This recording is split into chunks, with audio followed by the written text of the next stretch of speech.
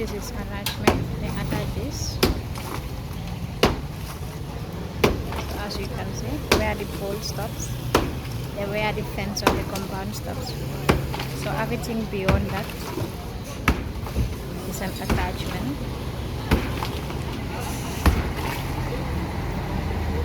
And this is all part of the veranda. It's so close to the highway. So that's the residential demolition.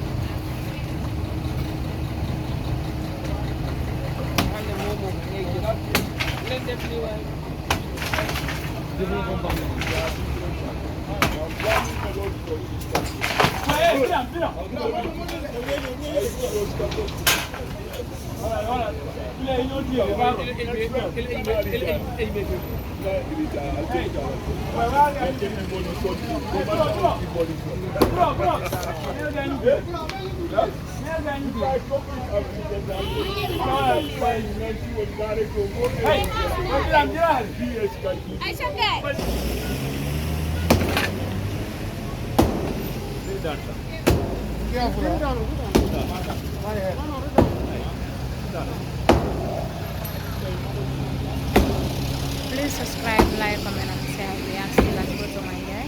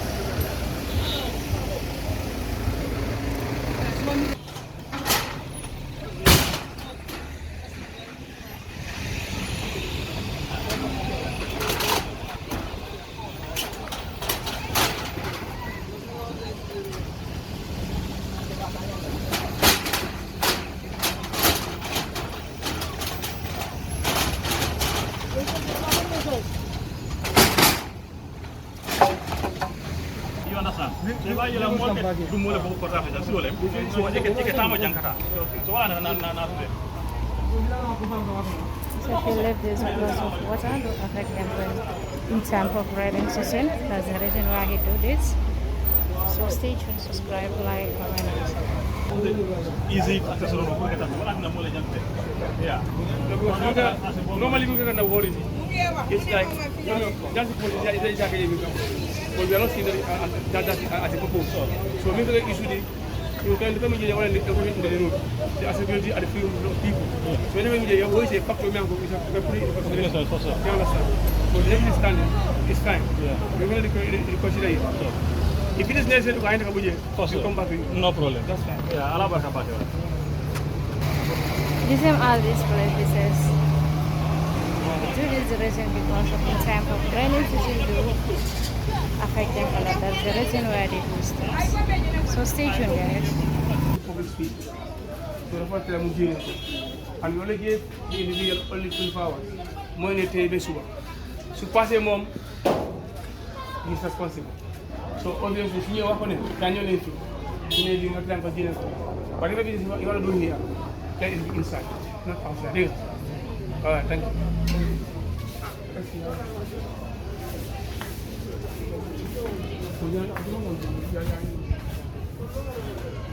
This is the restaurant.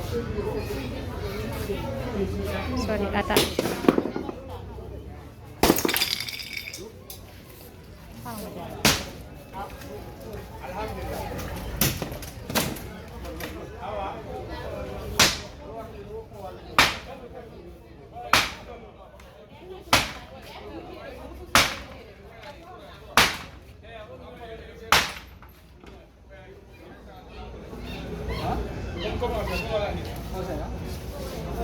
Okay, thank you so much. Bukan lupa ini angga new versi nya du nega ma. Dia kena bilang alisinti. Parce que signé ni fekk la fi you gonna take full responsibility on you. So bla lolu try and read the information please, huh? Thank you. He sets the compound stops here, so everything attached moves out.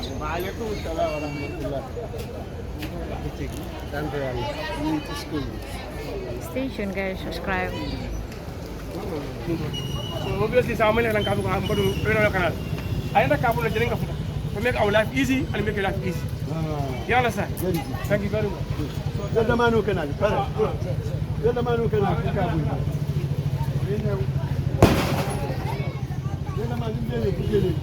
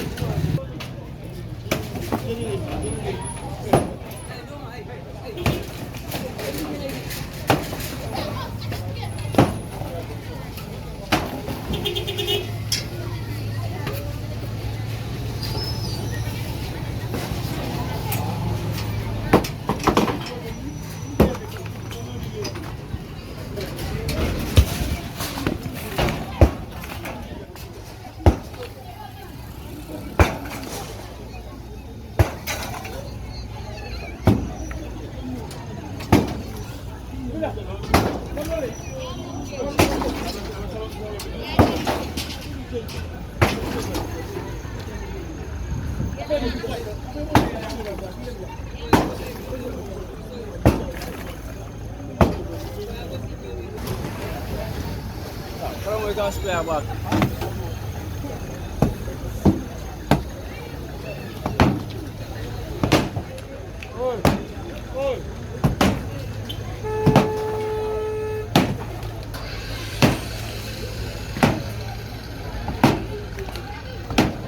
Hey!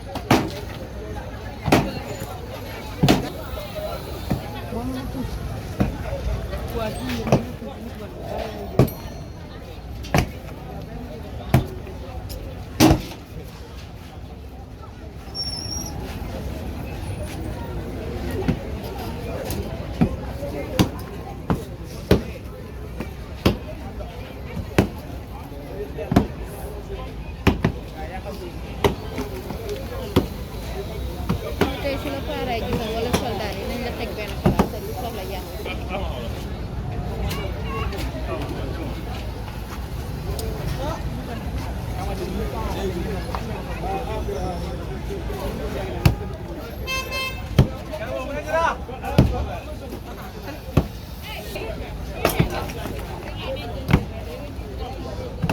Finger aja na sama kamera.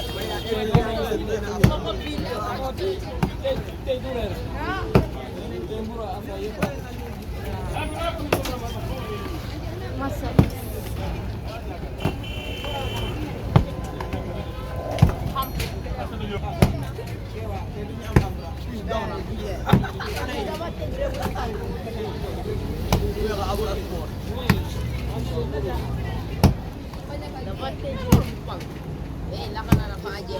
Malangnya.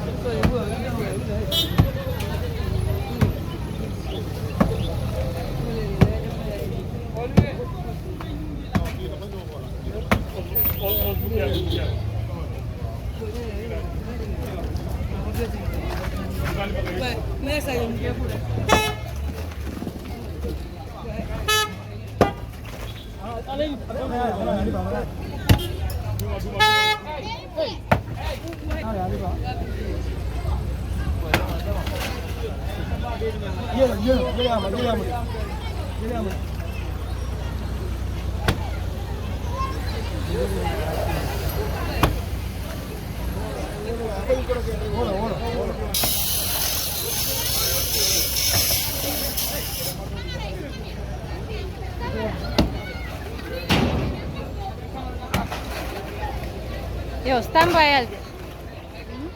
Lila.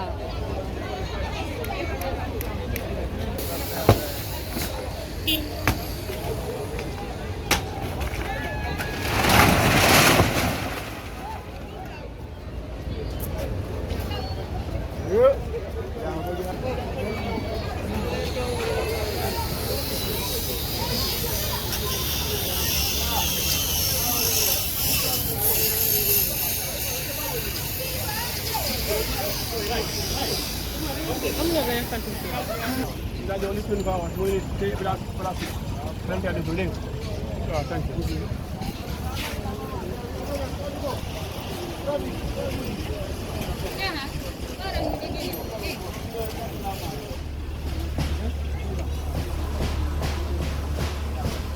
Hey, no. Hi, go. From here. Available. Okay. From here. Here as veranda.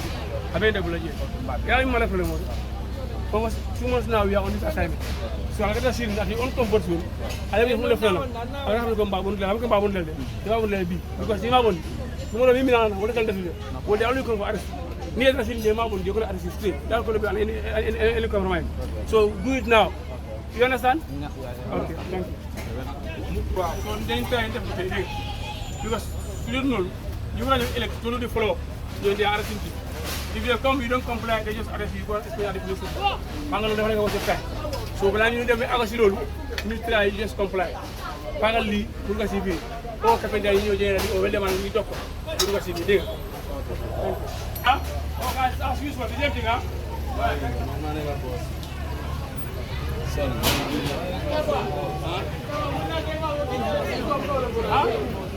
Wait, I'll be there.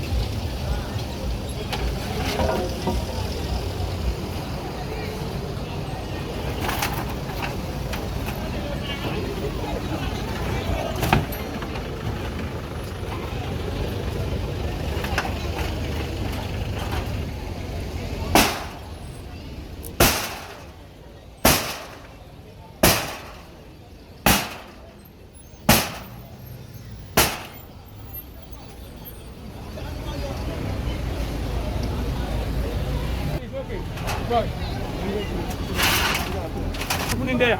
You should see. It's a sharp copy. It's a sharp copy. So that person go. All of that also has to go. Very good. Funny. So.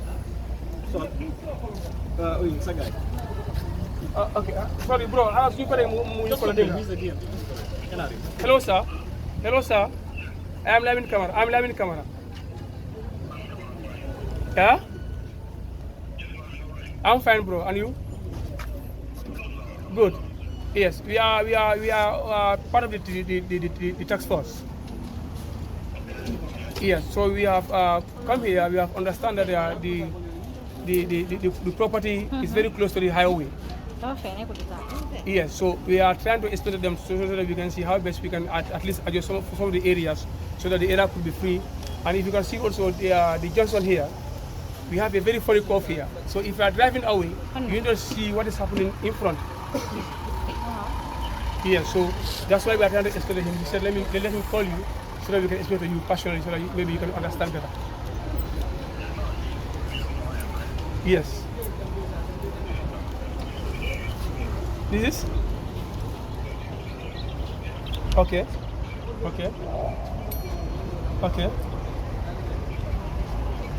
Yes, yes, yes. Okay. Okay. Okay. Okay.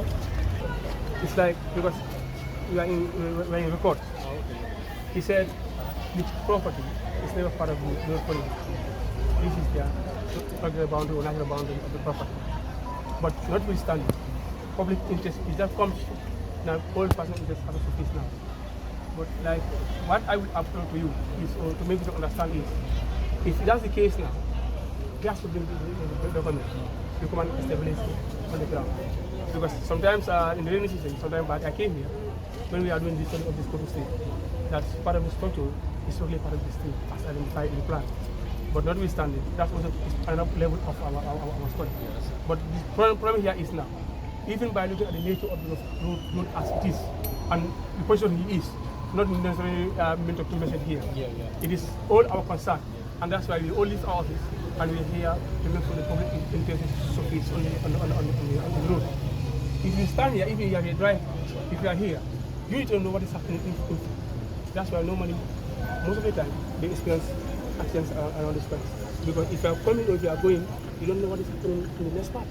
So that's why it is necessary that part of the structure is to be affected for the interest of the general public. Not for me, or not for you, or not for him, but it's for the general public. So now, I'm going to mark the areas that we think will be affected. We gave him 24 hours for bringing their documents. You come and stain it and see it on the ground. If it is fine, because what he said, in fact, he said he had this at the back of his mind. That's why when they are building this property, he said that they put it behind. So we don't want to go closer to the road. So being the case now, we're going to give him 24 hours. Let him try and bring the documents. Because he claimed this is part of their property. Fine. If there is so, if the government needs it, there's another level of possession of the property, the part of the property. That is very clear. So we can give him that confidence. We are not going to demolish anything as of now. We give him a chance, an opportunity to bring the document. But I mark on the wall where we think it's necessary to go for the interest of the general public. Thank you very much.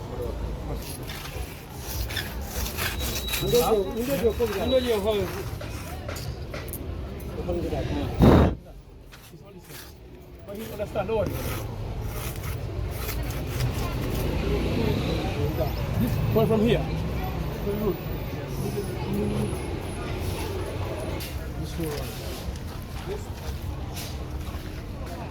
So this compound fence of part of it, so close to the highway. So this is the other fence of it. It's so close to the highway. But they give the owner 24 hours to bring out the documents.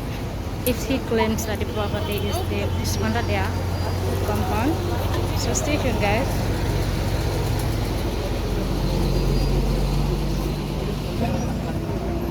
And his fence take other part of the road, which affect most by walking at the rainy season here. Because the way it is not proper for you to walk here in the rainy season. So the fence occupy a lot. So they asked the owner to bring the document within 24 hours so that they can check the alignment of the compound. So stay tuned guys, subscribe, like, comment and share. Peace, nice Gambia.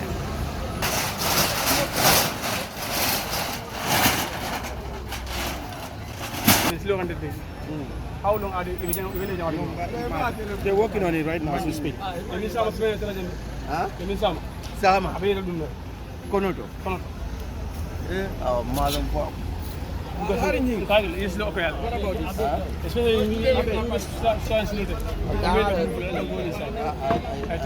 you still have a lot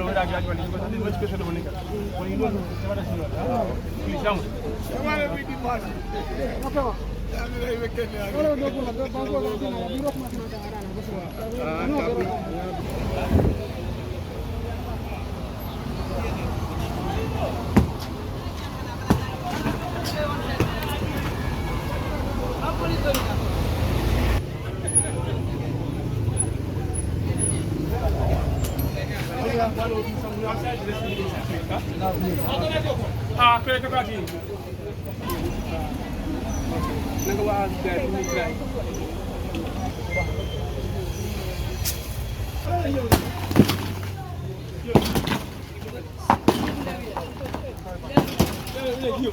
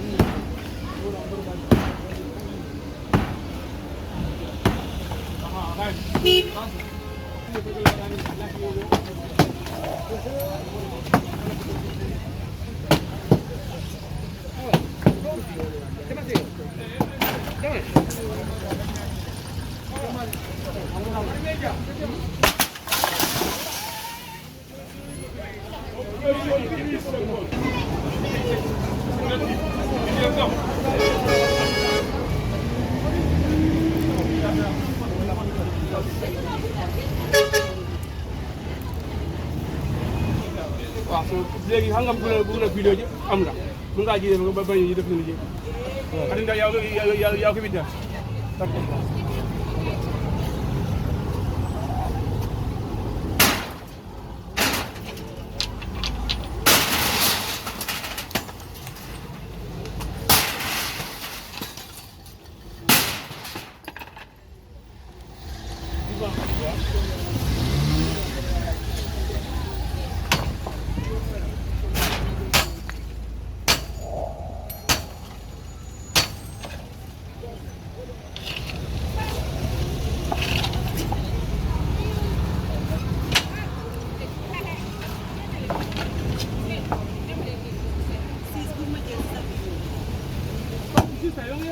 Wow, hindi.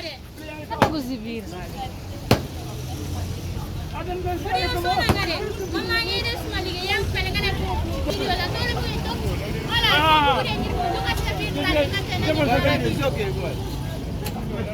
Ala video. Suara apa? Ala video lo kang. Ala. Dia kita pun nak pun. Ala video nama lo kaya jumpa na ro.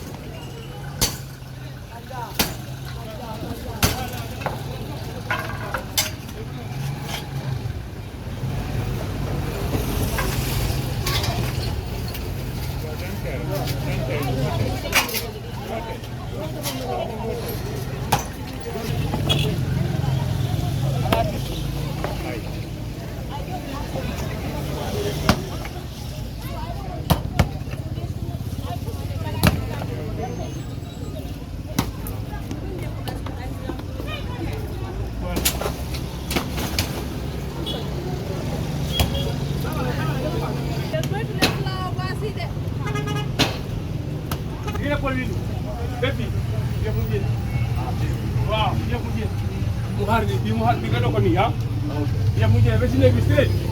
So barang ala ni mo. Asam bos. Bos. Kamu dengar ya? Ya pilih. Good. Mana? Kita aku. Nai pol bi. Joge pol bi ni. Ini di dulu ni. Mungkin. Ini des. Ini aja only 24 hours. Elek ni fura ñoo du man de. Ñoo la suñu from team bi. Ñoo signé. You don't comply, they arrest you. So if you arrest it, don't blame it. You blame yourself. No problem. So pass the leg. Wow. So I want to see it now. Wow. Paul Linia. Wow. This is Paul Linia. Wow. Ben Paul Fale. Ben Fale. I ain't doing it. Paul Fale. He decide to go. You need this. So that's mean anytime this side of the ball should go because the ball is inside the workshop. Yes, I believe Electricity ball. So anything after the ball should go out. Stay tuned guys, subscribe, like, comment and share. This is Gambia.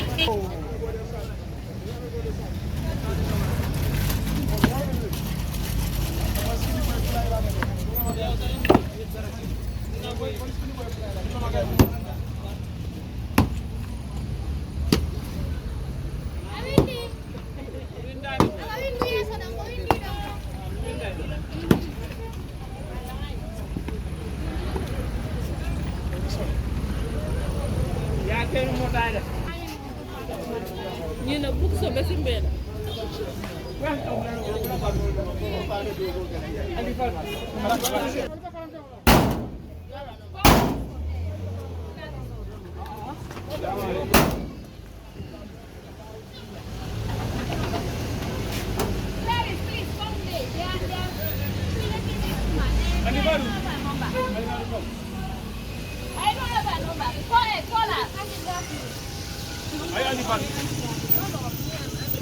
Andy Mary, whoever knows here is responsibility. No, I'm going to call. Call the elevator, call MDA meeting and take it out here. You know, tomorrow if you have to do a meeting here or here, we're going to ask them to arrest him.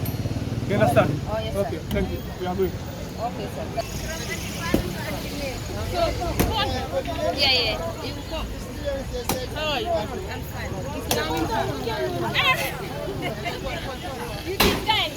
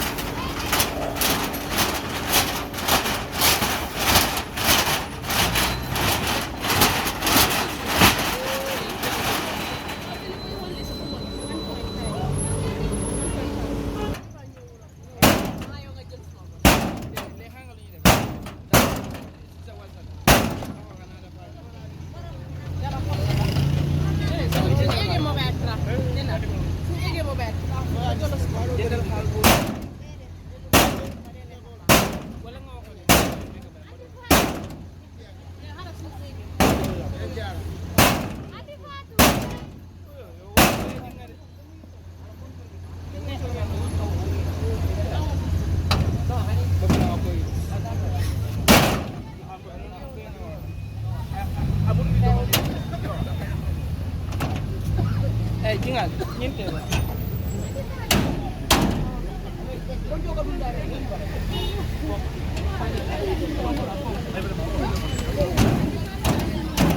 Nani lem.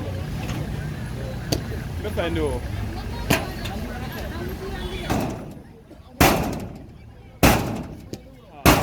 Baga boso. Banyu boso hani mal juma bitre. Befa mo len.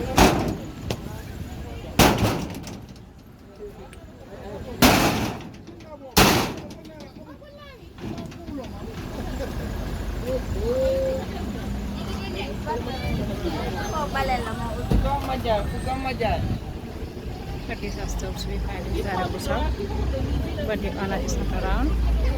It's so close to the highway, that's why they provoke it.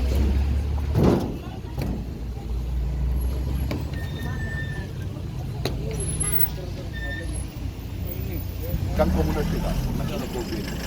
Lolu mom anga lolu ci sa responsibility. That's the problem. Ma ko nga may makay for it. No, I will only give you 24 hours. Well, then 24 hours, then we don't need to discuss so much then. 24 hours is 24 hours tomorrow this time. Okay. Is it? Yes. Okay, thanks.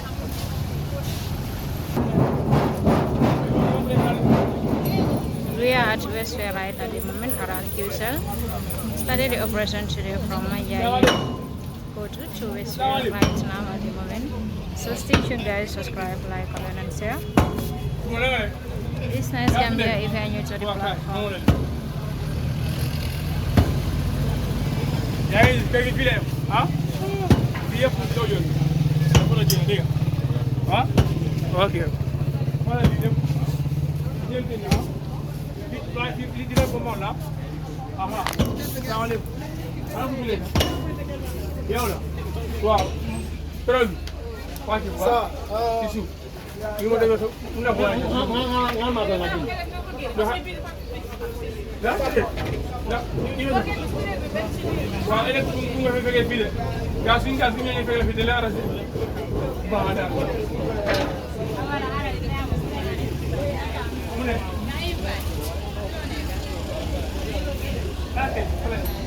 waaw foofu la waaw li ma war a génn bii la waaw xam nga li weer la suñ ko poussé dafa dégg tey su nga gis nga xam ne mën na ko génnee na mu pa ko dégg waaw soo mën na ko génne sax mu def ko ala sax waaw soo yii ni nga jëlee dégg nga ko awa léegi kon ñu war a ñëw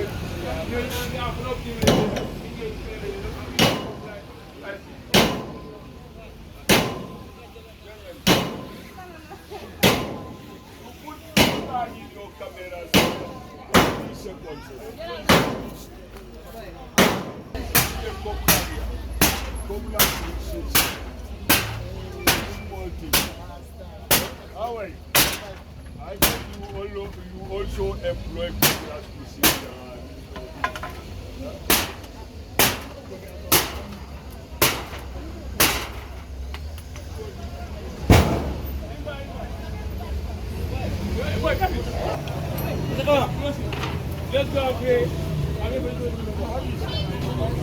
Stay tuned, guys. This is what we have for you today. As I said, we started operation from Manjai Kutu to here at Qshell right at the moment around Kairaba. So we'll be closing for today. Thank guys for being here with us. See you in the next video. God bless you all. It's nice game. Please don't forget to subscribe, like, comment and share the videos. Fatima behind the camera always. Thanks to you all subscribers out there.